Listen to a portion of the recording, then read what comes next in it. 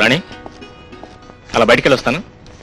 చూడండి, కావాల్సిన సరుకులు లిస్ట్ రాశాను. సాయంకాలం వచ్చేటప్పుడు తీసుకురండి. సరుకులేగా? అలాగే. ఆగండి, అర్థమైంది. ఏమర్థమైంది? డబ్బు లేదుగా, ఇవి తీసుకోండి. రాణి, ఏమండి, నాకు తెలియదనుకున్నారా మీ పరిస్థితి? ఇల్లు వదిలే, ఐశ్వర్యం వదిలి వచ్చేశారు. నన్ను కూడా తీసుకొచ్చి మీ నెత్తిన పెట్టుకున్నారు. చేతిలో పైసా లేకపోయినా నిండు మనసుతో నన్ను కాపాడి కాపురం పెట్టారు. ఆ విషయం అర్థమయ్యి మీకు గాజులిస్తున్నారు. వద్దు రాణి, వద్దు. భర్తగా నేను నీకు నగలు పెట్టాలి, నేను నిన్ను పోషించాలి. అది లేకపోక నీ నగలు తాకట్టు పెట్టి ఆ వచ్చిన డబ్బుతో నేను పోషించమంటావా? రాణి, నన్ను నమ్ముకుని వచ్చి నీకు ఆశ్రయించి పోషించలేనంత అసమర్థుని కాని నేను. అది కాదండి. వద్దు రాణి, వద్దు. నువ్వేం చెప్పొద్దు. నా స్వార్జితంతో, నా కష్టార్జితంతో నా కుటుంబాన్ని నేను పోషించుకుంటాను. ఆ నమ్మకం నాకుంది. ఆ నమ్మకంతో కృషి చేస్తాను. నువ్వు ధైర్యంగా ఉండు.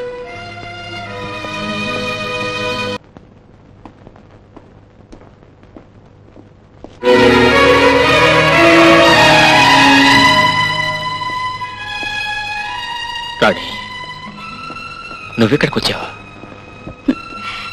భర్త ఉండే చోటే కదండి భార్య ఉండేది. అందుకే నేను ఇక్కడికి వచ్చాను. కావచ్చు, కానీ కానీ ఇది పరువుగల కుటుంబ స్త్రీలు ఉండే చోటు కాదు.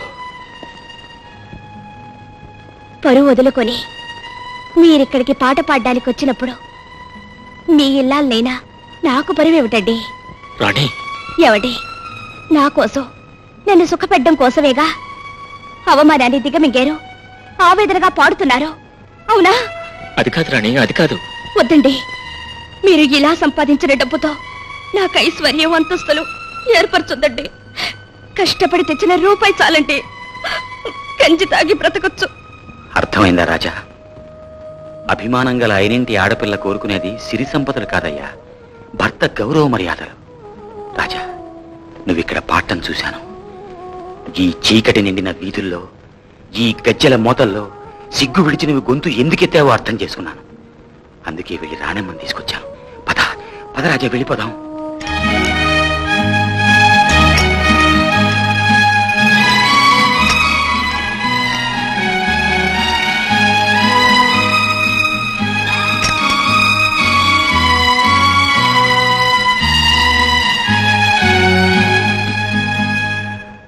బాబు రాజా, రాజా.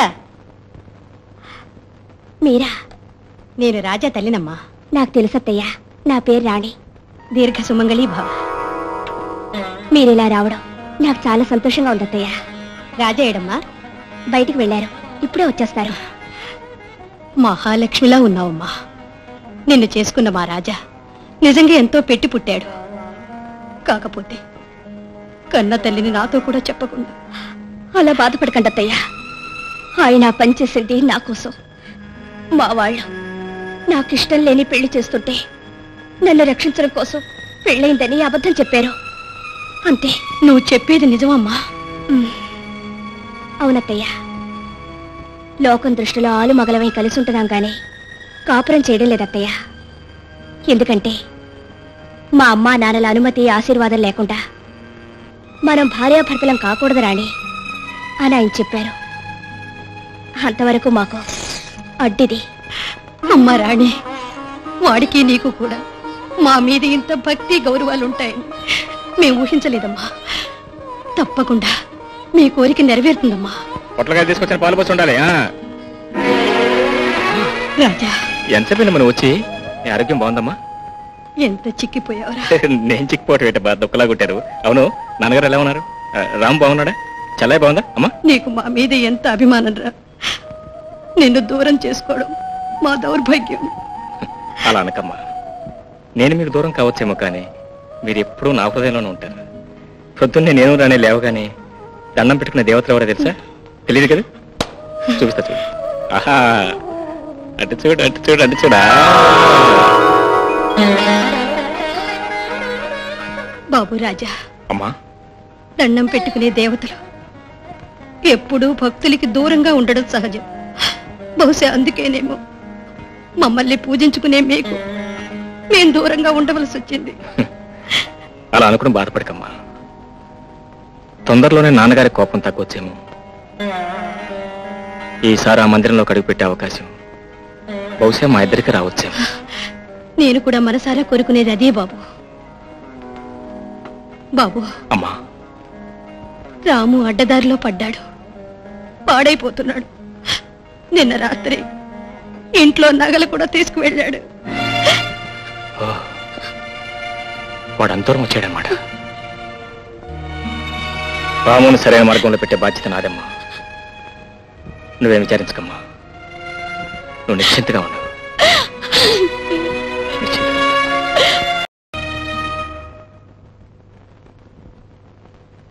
లక్ష్మి, ఎక్కడికి వెళ్ళొస్తున్నావు? గుడికి వెళ్ళొస్తున్నానండి. అబద్ధం.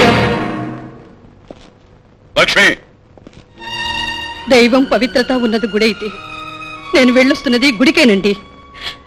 పసిబిడ్డగా పాలు పట్టి అడుగులు వేసేటప్పుడు చెయ్యందించి మాటలు వచ్చాక అమ్మా అని అనిపించుకొని ఎంతో అల్లారు ముద్దుగా పెంచి పెద్ద చేసుకున్న బిడ్డ ఏ ఆడదానికైనా ఏమీ కాని మనిషి ఎలా అవుతాడండి?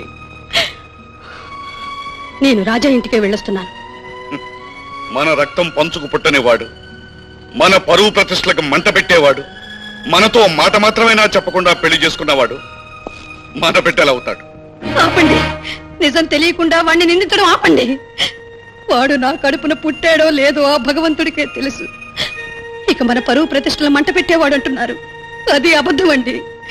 గారంగా పెంచడం వలన అల్లరిగా తిరిగాడేమో గాని మనకు అవమానం తెచ్చే పనులు ఏమీ చేయలేదు.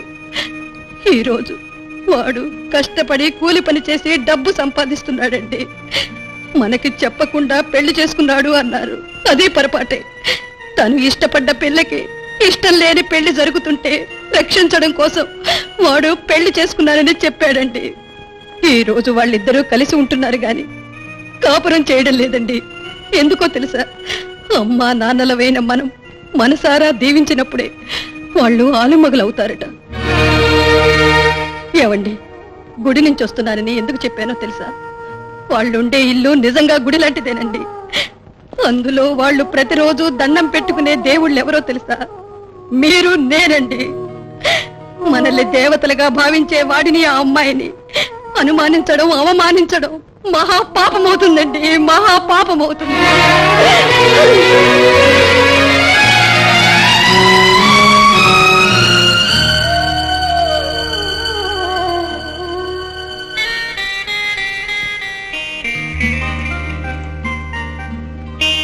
రాము, ప్రేమనే దాని గురించి వినడమే కానీ అదంటే ఏమిటో నాకు తెలియదు. కానీ నీ వలన, నువ్వు నా కోసం దేనికైనా సిద్ధపడ్డం వల్ల ప్రేమ అంటే ఏమిటో నాకు తెలిసింది. I love you Ramu, I love you. I do. Yes, you love him. You love him for what? For money, for jewelry. రాజా, ఎందుకు ఇలా వచ్చావు? అగాధంలోకి పడి జారిపోతున్న నీకు చెయ్యి అందించడానికి వచ్చా. అడ్డదారిలో నడుస్తున్న నిన్ను సరైన దారిలో పెట్టడానికి వచ్చా. రాజా, ఎవరి జీవితం వాళ్ళది, ఎవరికి నచ్చిన దారి వాళ్ళది. ఇందులో మరొకటి జోక్యం కలిగించుకోవడం అనవసరం. నువ్వు చెప్పేది నిజమే, కానీ రాము, నేను చెప్పేది కూడా విను. ప్రతి మనిషి తప్పులు చేస్తాడు. ఏ మనిషి ఏ తప్పు చేసినా క్షమించవచ్చు. కానీ కన్నతల్లి చేత కన్నీళ్లు కార్పించకూడదు. కన్నతల్లి గుండెల్లో ఆవేదన తగిలించకూడదు. He will not be excused. దేని గురించి నువ్వు మాట్లాడేది? అదే, అర్ధరాత్రి అమ్మ నగలు దొంగిలించి బజారు మనిషి బహుకరించవే, దాని గురించి. రాజా, నన్ను ఏదైనా నేను సహిస్తాను, కానీ నా సుందర గురించి ఏదైనా అన్నా ఉంటే నేను భరించలేను. ఐసి, హే, అంత పతివ్రత, అంత సతీ సావిత్రే? అంతకంటే ఎక్కువే నాకు. Ramu, only now I could understand what a fool you are. నగలిస్తే నీతో, డబ్బిస్తే నాతో, ఇంకోటిస్తే ఇంకోటితో తన శరీరాన్ని అమ్ముకునే ఈ కులట గురించి నీ ప్రశంస.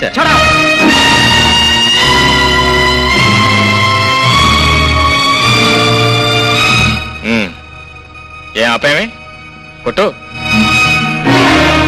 నా సుందర గురించి మరొక మాట మాట్లాడితే నేనేం చేస్తానో నాకే తెలియదు. ఏం చేస్తావు? ఏమైనా చేస్తాను. నువ్వేమైనా చేస్తావు నాకు తెలుసు. దీని కారణం నువ్వు కాదు, నిన్ను దయ్యంలా పట్టింది ఇది. ఏం సతీ సావిత్రి, నీ కులుకులతో చిలుకు పలుకులతో మా వాడిని ఆకట్టుకున్నావు, మమ్మల్ని అందరినీ బాధ పెట్టావు. నీ జైలు నుంచి మా వాడిని ఎలా రక్షించుకోవాలో నాకు బాగా తెలుసు. అవసరమైతే నీ అంతం కూడా చూస్తా. Sundari, Sundari, what happened? Come on, get up, get up, get up. Come on, get up, get up. ఏమైంది?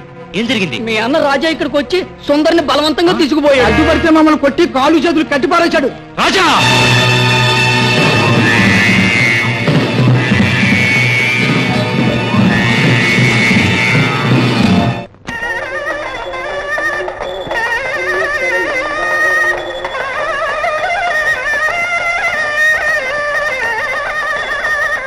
పెళ్లి కుమార్తెను తీసుకురండి.